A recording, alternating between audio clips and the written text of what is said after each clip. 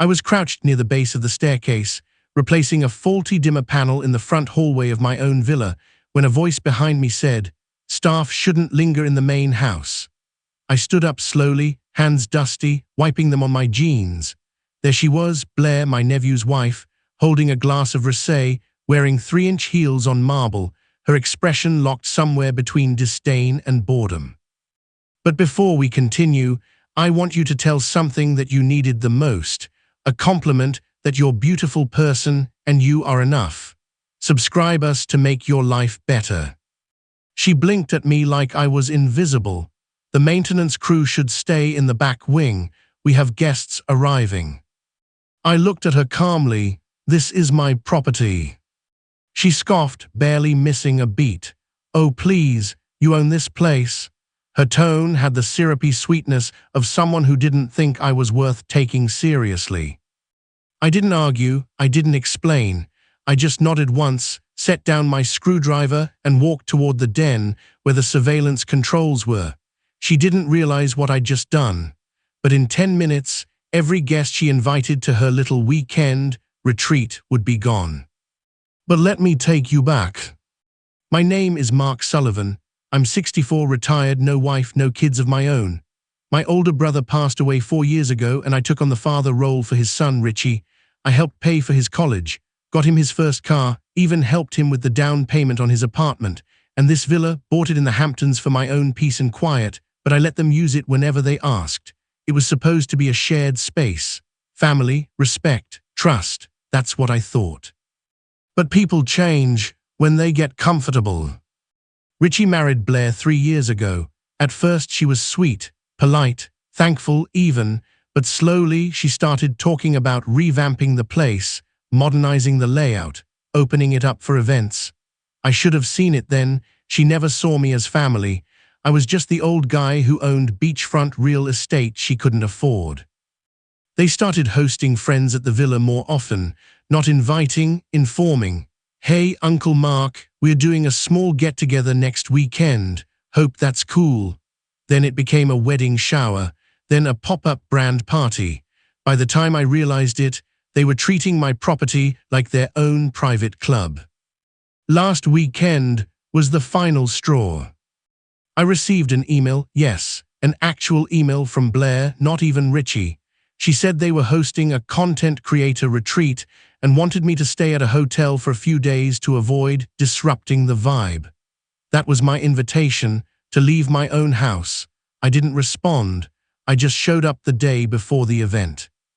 I arrived early in the morning, entered with my key code, and went straight to the guest wing.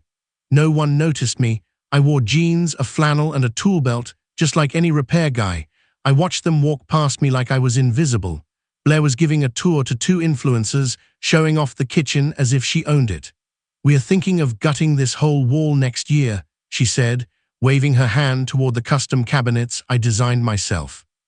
They didn't recognize me, didn't ask, and I didn't correct them. I was quiet, watching and taking notes. By the afternoon, she found me adjusting the light panel.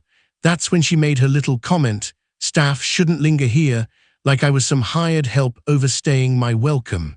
That moment told me everything I needed to know. I walked out of the room, pulled out my phone, and called Talia, my property manager. "Talia," I said, "activate the reset." She didn't hesitate. "All zones. All of them." 5 minutes later, the lights dimmed to 50%, music cut off, the pool heating shut down, and the Wi-Fi network rebranded itself to "You Do Belong Here."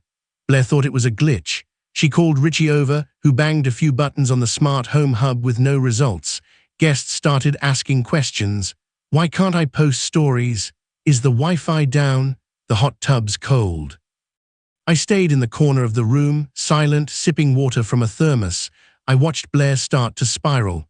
Her content retreat was unraveling in real time. She tried to play it cool, but when the air conditioning shut off and the front gate locked remotely, she started to panic. She turned toward me, finally noticing I was standing there. "What the hell is going on?" she demanded. I smiled. "Welcome to your event." "What?" "I'm the property owner. You know, the guy whose name is on the deed.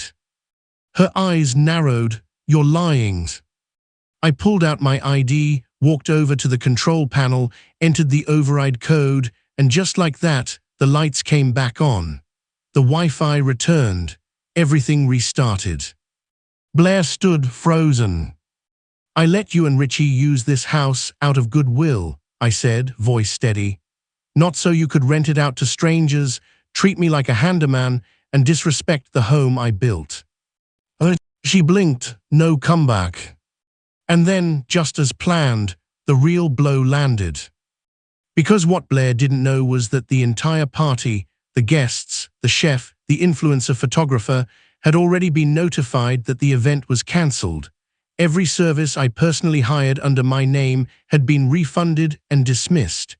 Guests started leaving quietly. One by one, their cars pulled out of the gravel driveway. No goodbyes, no thanks. And Blair, she just stood there, clutching her champagne glass like it could stop the whole collapse. I walked past her and headed upstairs, but I wasn't done. Because what she'd done to the house wasn't just disrespectful. It was illegal. And the documents waiting in my office would prove just how deep her betrayal went. I sat at my desk upstairs, pulled open the lower drawer, and took out a folder I'd been holding onto for weeks. It was time. Inside were printed emails, forged contracts, and payment receipts. I placed it flat on the table, ready for Richie to walk in. It didn't take long. He entered the study without knocking, clearly flustered. His hair was a mess, hoodie pulled up like he was trying to disappear. "Uncle Mark," he said, avoiding my eyes. "Can we talk?" I leaned back in my chair and gestured to the seat across from me. "Go ahead." He sat down but didn't speak right away. His hands fidgeted. "I didn't know she was going to talk to you like that. I wasn't there when it happened, or I would've." "Stopped her?" I asked, eyebrow raised. "Defended me, reminded her I'm not the staff." He winced. "I should've, I'm sorry." I slid the folder toward him. "This is why that apology doesn't matter anymore." He looked confused, then slowly opened it.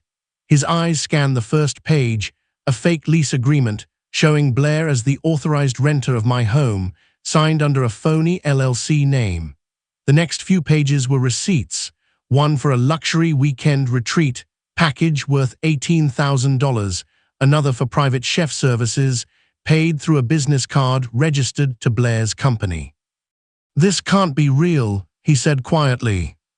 "It's all real. She's been renting out my house behind my back and keeping the money, using forged documents, my address, and even my property ID.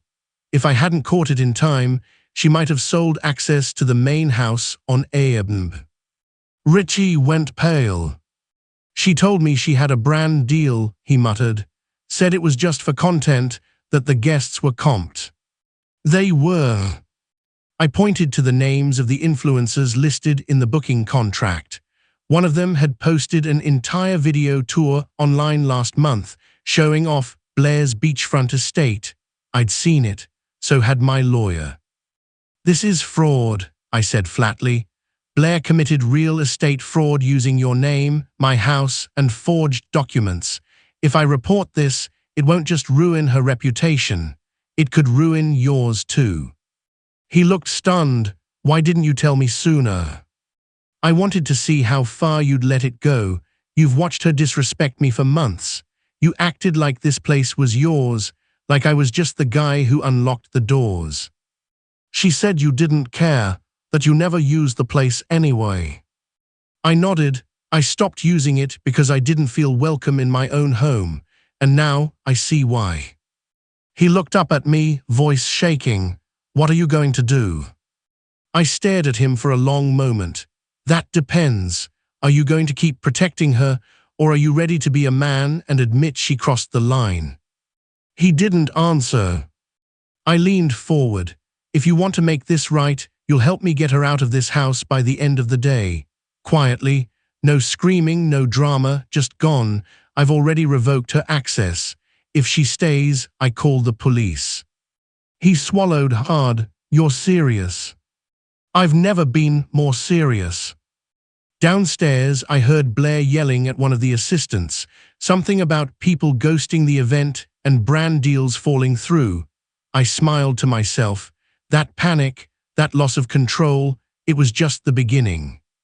Richie stood up slowly. What should I say to her? Tell her the truth, I said. Tell her the party's over, the con is over, and she's not welcome here anymore. He nodded, left the room, and I stayed where I was, watching the surveillance feed on my tablet. Within 10 minutes, I saw Blair stomping out the front door, carrying 2 overpacked designer bags, shouting into her phone. Richie followed, silent. No one said goodbye to me. But I wasn't expecting a goodbye. I was expecting silence, and I got it. By the afternoon, the villa was empty. The fake guests were gone. The staged furniture had been returned to the rental company. The chef texted me to confirm his final payment. Everything was done. I walked down to the main hall, looked around at the space that had felt so unfamiliar over the last year, and finally felt something settle back into place. It was mine again. And I wasn't done yet. Because there was still the matter of the influencers WHO filmed here illegally, and Blair's business partners who signed contracts using my property's name. The paperwork on my desk, it wasn't just evidence, it was leverage. And I was going to use it. The silence inside the villa was peaceful. No click-clack heels across marble. No shallow compliments from strangers posing as content creators. Just the subtle hum of the central air and the ocean breeze pressing against the sliding glass doors. I stood in the great room for a moment, letting it all soak in. My house, finally quiet, finally clean, but the real work was just beginning. Upstairs in my office, I reviewed the list of influencers who had collaborated with Blair using my property. There were over a dozen names. Each had posted stories, reels, even full YouTube videos tagging her fake business account at Blair Beach events. The accounts were still live, still drawing attention, and some were even selling tickets to future events. All of them featured footage of my villa, my view, my furniture, without my consent. So I made another call. This time to Olivia, my intellectual property attorney. Young, sharp, and more aggressive than I ever needed her to be, until now. Liv, I said, I'm sending you links to about 20 videos. Every single one of them is using my house for promotion. Did you approve any of them? Absolutely not. There was a pause, and they tagged Blair's LLC. Which, by the way, is fraudulent. Fake documents, fake permits, fake agreements. Her tone turned surgical. We'll send takedown notices first thing tomorrow. Then we'll notify platforms about unauthorized commercial use. I'll also draft a cease and desist addressed to Blair personally. If she so much as reposts another photo of your house, we escalate to civil court. Perfect. Oh, and one more thing, she added. You know all those influencer posts, they're about to become your evidence. I smiled. Exactly the plan. After the call, I walked through the villa with a fresh perspective. Every room held echoes of manipulation. Blair suggesting to repaint this wall, Richie casually mentioning turning the den into a media room, a designer friend asking if I'd consider flipping the space. I'd chalked it up to bad taste at the time. Now I saw it for what it was, slow erasure. But they forgot something important. I've been underestimated most of my life. Quiet, unmarried, unflashy. To people like Blair that meant weak. To people like Richie it meant harmless. They never realized that silence doesn't mean surrender. I walked into the guest bedroom and opened the closet where Blair had kept her retreat wardrobe. Empty hangers, lavender sachets, and a few fake brand name bags remained, like she'd tried to leave a fingerprint. I took a photo, logged the contents for legal purposes, and shut the door. Downstairs, I poured myself a bourbon and sat at the kitchen island. My phone buzzed. A message from Richie. She's staying with her sister. She's threatening to go public with her side. I'm sorry. I stared at the message for a long time. Not because I was surprised, but because I was. Blair had always been about optics. She lived for curated reality. But if she thought she could twist this narrative into some sob story, poor wife mistreated by her rich uncle-in-law, she had no idea who she was dealing with. I pulled out my tablet again and opened a document, the original deed to the house. My name, my funds, my ownership, dated, notarized, indisputable. Then I tapped another folder, footage from the security cams I'd installed over a year ago. She had no idea the entire villa was covered, including audio in common areas. I had clips of her admitting to guests that she had to trick the old man into letting her run things, recordings of her mocking my furniture, laughing about hiding charges from Richie, and even one clip of her explaining exactly how she faked the lease paperwork. Evidence, layers of it, no edits needed. I knew then this wasn't just about reclaiming my home. It was about reclaiming my name. That night, I emailed Olivia all the video files and documentation. Her response came within 20 minutes. You've got everything, let's make her famous for all the right reasons. By the next morning, Blair's carefully manicured online image had started to crack. Influencers who posted about the villa received DMCA takedown notices. Some got legal warnings. Her company page was reported and flagged, and every real estate group she'd pitched her event company to, they got a friendly heads up with attached evidence. The house that gave her clout was now turning against her. And I wasn't finished. Because Blair didn't know, I had one last card left to play. A final letter from Richie's late father, my brother, written 3 weeks before his passing. It had never been opened. And inside was a message that would destroy any chance Blair had left to stay in our family. I placed the letter on my desk and stared at it. Because in the next section of this story, that envelope will change everything. The letter sat in front of me on the mahogany desk, still sealed in its original envelope. My brother had handed it to me 3 weeks before he passed. Don't open it until it matters, he'd said, his voice raspy from the cancer, but his eyes sharp. You'll know when. I'd almost forgotten about it, almost. But now, with Blair exposed, Richie unraveling, and the house finally silent, something told me it was time. I slid a knife under the edge of the envelope and carefully opened it. His handwriting was familiar, precise, bold, confident. I took a breath and began to read. Mark, if you're reading this, I'm probably gone, and I need you to do something I can't. Protect my son from himself, from the people around him. You've always had better judgment than I have. Use it. I paused, let the weight of the words settle. My brother wasn't the sentimental type. He was practical, decisive, a little arrogant sometimes, but he loved his son. I've set things up in a way that gives you the final say. If Richie marries someone who doesn't respect our name or the people who built this family, I trust you to intervene, not just with your voice, but legally. You'll find a copy of the amended will with our attorney. It names you the sole executor of the trust. I froze. Executor. I had no idea. My brother had always told me the trust would be split, Richie to inherit, me just a witness. But now I held full authority. I kept reading. I don't care if she's pretty. I don't care if she throws good parties. If she doesn't see you as blood, she doesn't see Richie as blood either. Do what needs to be done, even if Richie hates you for it.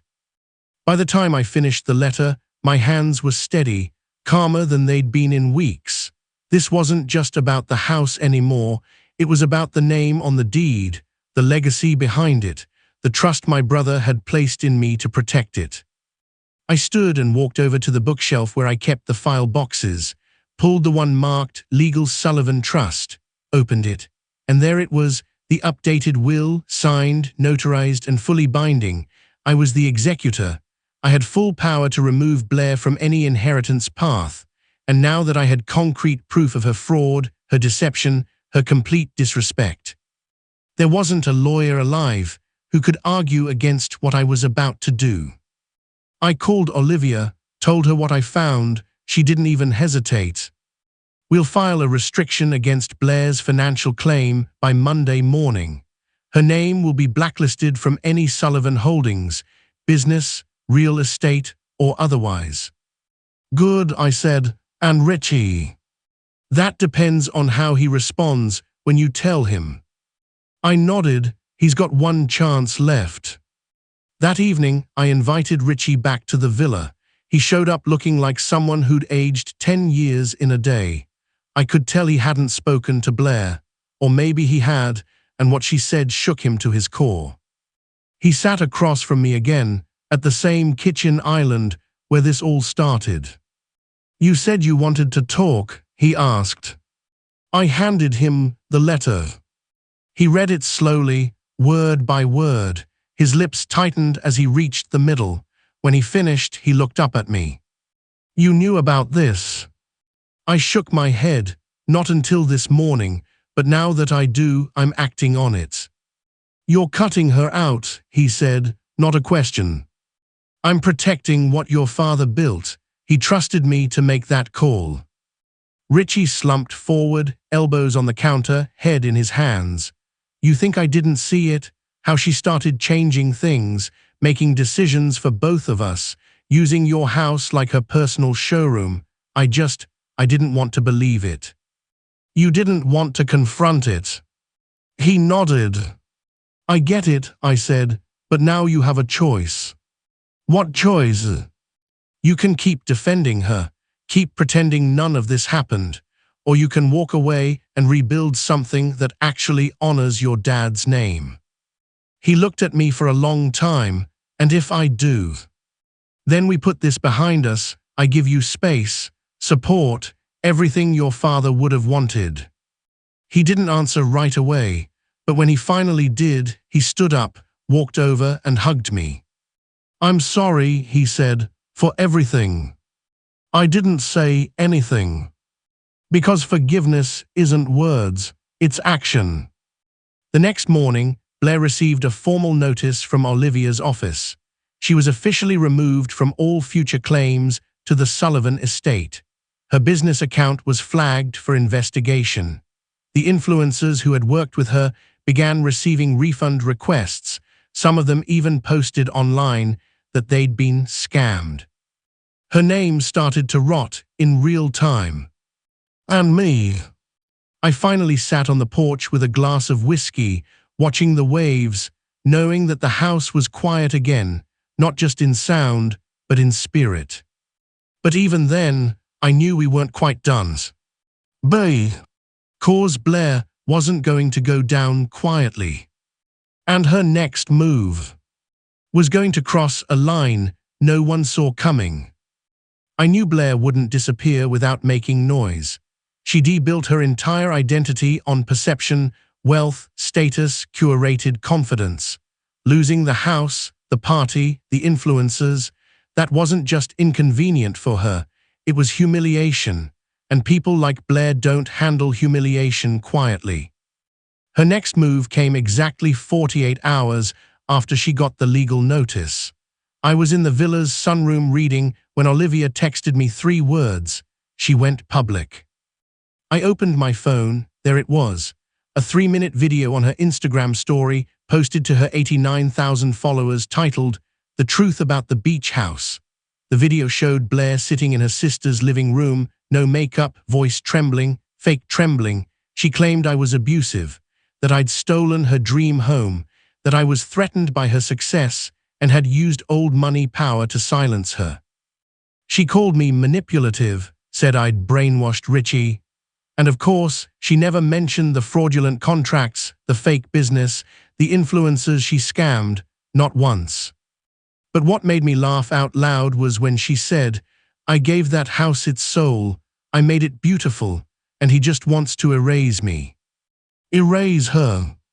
She used my home like a prop for clout, decorated it for Instagram aesthetics, made a mockery of everything my brother and I had built.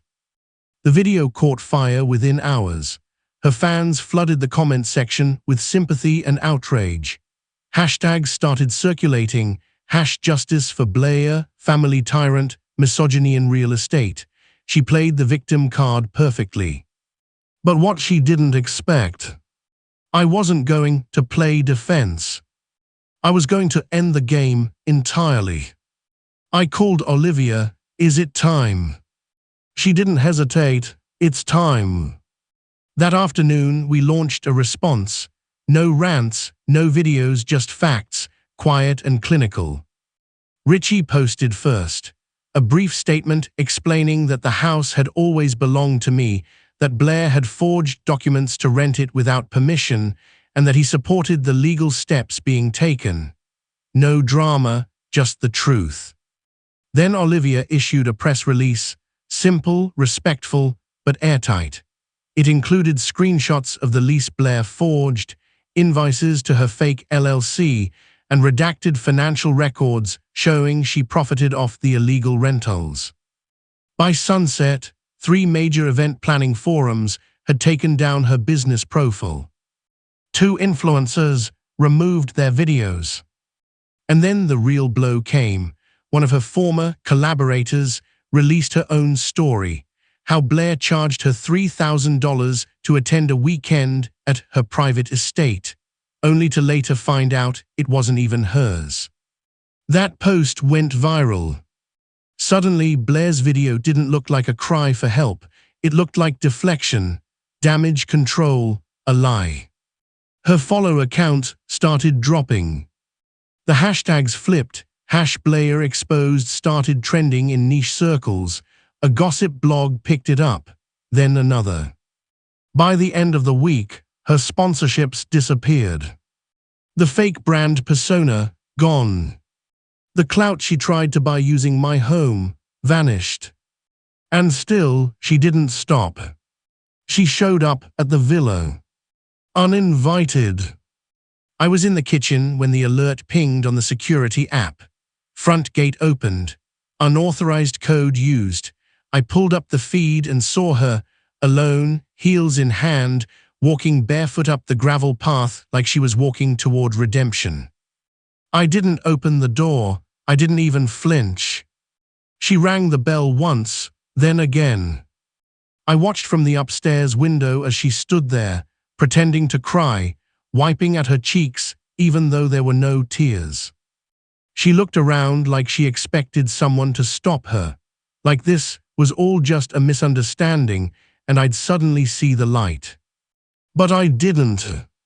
I opened the app, locked the gate, and activated the voice speaker. "Leave, you're trespassing." She looked up, startled. "Blair," I said calmly, "you've been legally removed from this property. You no longer have access. You are no longer welcome." "You don't understand," she called back. "Richie and I." "Richie isn't here, and neither are you." She screamed, actually screamed, threw her heels at the door, kicked a planter so hard it toppled sideways. I stayed upstairs, completely still. And then she left. Got in her car, drove off, tires screeching. That was the last time she ever stepped foot on the property. But not the last time she tried to hurt me. Because when someone like Blair loses power, they don't let go. They reload. And what she tried next wasn't just desperate. It was criminal. I thought that was the end of it, that Blair's meltdown at the gate would be her final act in this twisted play, but I underestimated her desperation. Because when people like Blair lose their audience, their money, and their control, they don't just fade away. They burn things on their way down. It started small, a few calls to vendors I'd worked with over years, subtle smear campaigns, He's difficult, she whispered to one. Unstable, she told another. A planner I'd used for years called me in confusion. Mark, why is your ex-niece-in-law calling around saying you were investigated for harassment? I told him the truth. He believed me, but the damage had begun. Next came the fake reviews. Suddenly, my name appeared on local business sites with 1-star ratings and outlandish claims. Rude, predatory, abusive, all anonymous, all clearly coordinated. Olivia's team tracked the IP addresses, several tied back to Blair's sister's house. We documented everything. We didn't fight it publicly. That would have given her what she wanted, a messy war she could spin into another sympathy video. Instead, we waited until she crossed the line that gave us exactly what we needed. It happened one rainy Tuesday morning. I was at the villa, reviewing renovations I'd finally begun, real ones, not influencer decor swaps, when Olivia called. Her voice was different this time, tense, low. She tried to file a lien, she said. I blinked. A lien on the house? Yes, claimed you owe her compensation for brand contribution value. She's alleging that she raised the property value through her marketing efforts. I laughed out loud, couldn't help it. She's suing me for making the house more famous. That's her angle, but here's where it gets serious. She submitted doctored documents, photoshopped statements, emails that never existed. One of them includes a forged digital signature, yours. I sat down hard. That was no longer a smear campaign. That was felony-level fraud. And now, the law was finally on our side. Olivia filed an immediate response with the local court, complete with original property records, video evidence, IP logs, and a digital forensic report. We didn't just deny the claim, we countered with a full fraud complaint. Blair had finally stepped too far. The next day, the sheriff's office served her at her sister's home. I didn't see it, but I heard about it. Apparently, she answered the door wearing a silk robe and face mask, still pretending she lived the life she'd lost. When she was handed the documents, she tried to say it was a mistake. The officer wasn't amused. She was formally charged with attempted fraud, falsification of records, and misrepresentation for financial gain. Her bond wasn't high, but the fallout, that was massive. Suddenly, every brand that had quietly distanced itself dropped her completely. Influencers who once praised her deleted all trace of their collaborations. Her name became synonymous with fraudster in online gossip circles. And Richie, he didn't defend her. He didn't even flinch. He came by the villa that night, stood on the porch, hands in his pockets, eyes darker than I'd seen them since this began. I should have seen it, he said, all of it. She was never building anything, she was just borrowing. I poured us both a drink and said nothing. Because sometimes the deepest pain isn't losing someone. It's realizing you never had them to begin with. As Blair's case moved forward, her lawyer tried to settle quietly. Olivia refused.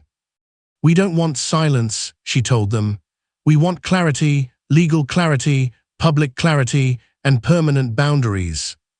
So we pushed for full prosecution. Not out of cruelty. Out of necessity. Because this wasn't just about my house anymore.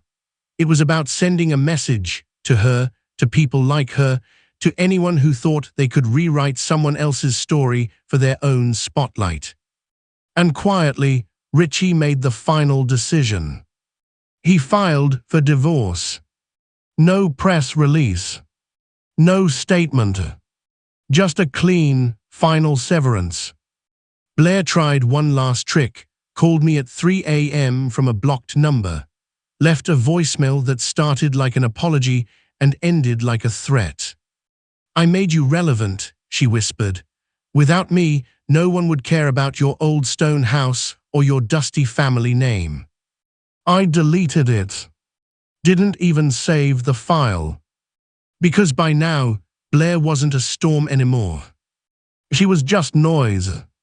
And my life was about to move on, stronger, sharper, and finally, mine again. But first, there was one more thing I needed to do. Something Richie never saw coming. And something that would honor my brother once and for all. After the fraud case was filed and the divorce papers served, something shifted in the house. It wasn't just quieter, it felt lighter. The villa finally exhaled.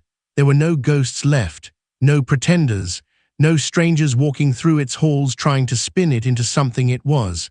And for the first time in nearly 2 years, I sat in the library and read a book without looking over my shoulder.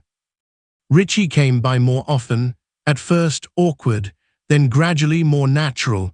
He stopped dressing like someone else, stopped carrying Blair's brand in his clothes and voice. He wore old sneakers. He cursed again. One night he even brought over a six-pack and said, "I feel like I'm just now waking up." We didn't talk about her much, but sometimes silence is the best kind of truth. One evening after dinner, he pulled something from his jacket pocket and slid it across the table. A photo, framed. It was the three of us, me, him, and his dad, at a Mets game. He must have been 12. We were in the cheap seats, arms around each other, sunburnt and smiling. "I don't remember that day much," he said, "but I remember feeling safe, like nothing else mattered." I nodded. Your dad was never one for big speeches, but he made damn sure we showed up for the important stuff. Richie leaned back. He'd be ashamed of how far I let it go. I looked him in the eye. He'd be proud of how you handled the ending. He didn't speak, just nodded once, swallowed hard, then stood up to leave. Before he walked out, I stopped him. "There's something I want to show you," I said, "something I've been working on." I led him to the back hallway, where the floor-to-ceiling windows overlooked the bluff.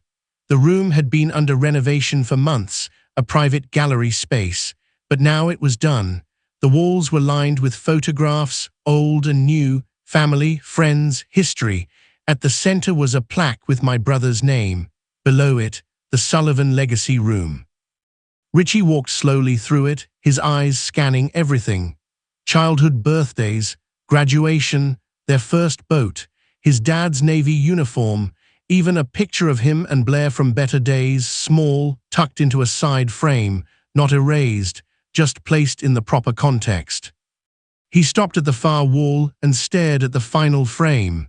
A quote. "Legacy isn't about what you build, it's about who you leave standing when you're gone." He turned to me, eyes glassy. "You did this for him." I nodded.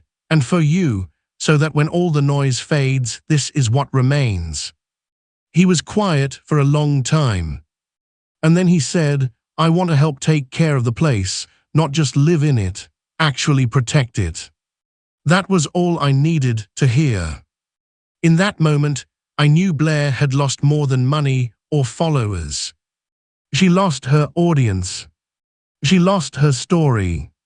And Richie, he reclaimed his blood. That week, I met with my estate attorney and made one final change to my will. I didn't remove Richie, I expanded his share, created a clause that allowed him to co-manage the property under one condition. It could never be used for profit, only family, always family. No influencers, no rentals, no fake memories. Real ones only. That clause, it was called the Sullivan Standard. The revenge, that was already done. What came next wasn't about punishment. It was about preservation. I stood on the bluff one morning, coffee in hand, sun rising over the waves, and felt something I hadn't in a long time. Breeze. And then, like a final echo from the universe, I received a letter. From Blair. Mailed, not emailed, no return address.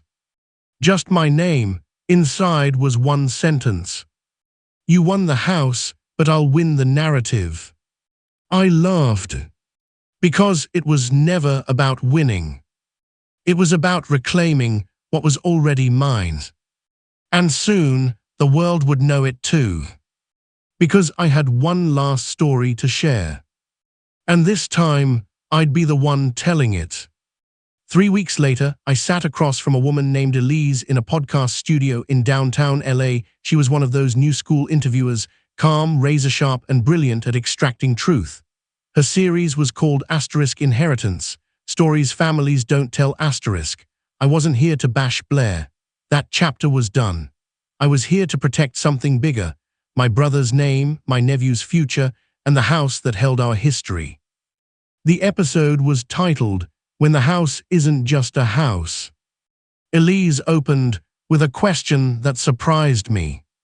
Why did you wait so long to tell your side? I looked into the microphone and answered simply, because the truth doesn't need to scream. It just needs to last. Over the next hour, I laid out everything, without venom, without drama, just facts. I talked about the property, the trust, the inheritance letter. I spoke about how quiet betrayal can look like kindness, how some people borrow your world and start acting like they built it. I never said her name. Not once. But the world already knew. And that silence, it spoke louder than anything she ever posted. The episode aired 2 days later. And that's when everything flipped for good. The public finally saw the full story, not the version with filters and tears, but the version with paper trails, dates, and dignity. The reaction was immediate. People began commenting on her old posts, asking why she had lied. Former collaborators distanced themselves publicly. A few even reposted my interview. Blair's online identity didn't just fade. It cracked. She made one more desperate attempt, released a second video claiming I manipulated the narrative, said my interview was a performance. But this time, no one bought it, her credibility. Ty was gone. There was no appetite for her version anymore. And that was the real revenge. Not in court, not in drama, but in reality, catching up to fantasy. Meanwhile, the villa transformed. Richie and I planted olive trees along the western ridge. Real, rooted things. We added benches, repaired the lighthouse path. We started hosting quiet family dinners again. No cameras, no hashtags, no catering.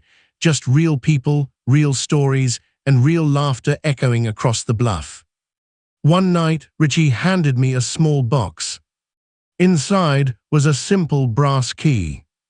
I changed the locks, he said, figured it was time, only you and I have access now. I nodded. That key meant more than any court win ever could. It meant the house was safe again. Whole again. And as for Blair, she moved out of state. Last I heard, she was rebranding. Another new handle, another set of photos, trying to start over. But no matter where she goes, she'll never be able to rent someone else's legacy again. Because we closed that door. And changed the code. For good. Sometimes revenge isn't loud, it's quiet, unshakable, final. And in the end, all it took was one sentence to end her entire story. This is my property. And now it always will be. If this story gripped you, hit subscribe. We drop stories of betrayal, strength, and redemption. And remember, the quiet ones, they always win in the end.